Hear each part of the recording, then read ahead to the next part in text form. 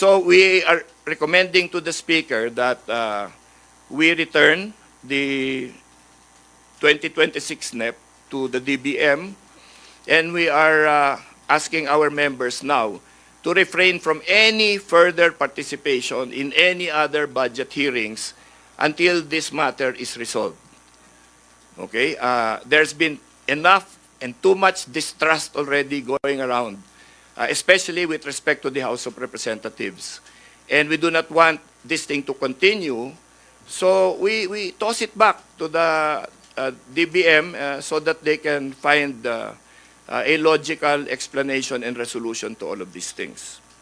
Now, the question has been asked. We asked our House legal counsel, as we are wont to do in situations like this, whether this is possible. Can we return the NEP to the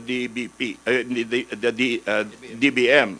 So, and this is the initial opinion given to us, and we will give you copies of this, but allow me to read it to you. In light of the admissions publicly made by the department secretaries that there are erroneous entries in the National Expenditure Program transmitted to the House of Representatives, the House will be justified in returning the same to the Department of Budget and Management so that it can effect corrections so that the House can deliberate on the budget that actually reflects the proposal, intent, and desire of the executive. There is nothing in the Constitution or in the law that prevents the House from undertaking the action. In fact, the action becomes necessary at this time. It is in the interest of the public that this must be done. Under the Administrative Code of 1987, subsequent to the submission of the budget to Congress, the President may transmit to the Congress from time to time such proposed supplemental or deficiency appropriations as are, in his judgment, number one, necessary on account of laws enacted after the transmission of the budget, or number two, otherwise needed in the public interest. This is an option available to the DBM too, is to appeal to the President regarding these powers. This would entail piecemeal corrections, however. Returning the document for corrections will be more systematic and practical. And instead of us having to correct the district budgets of more than 250 districts, perhaps the DBM can now do what it should have done in the first place and correct these matters before they send it to us.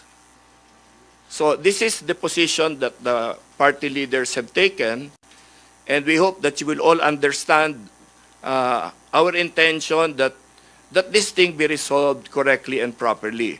We in the House were the ones who first discovered all of these things. Now, many people are now, of course, echoing our concern about these matters. We do not believe that we should fix what other people caused. No, we are not the ones that should fix the problems that have begun in other places. The departments are pointing fingers at the DBM. The DBM is pointing fingers at the other departments. We feel they should settle their disputes first, come up with the correct budget formulations before they send them to us, so that we can, reasonably proceed on the path that is required moving forward.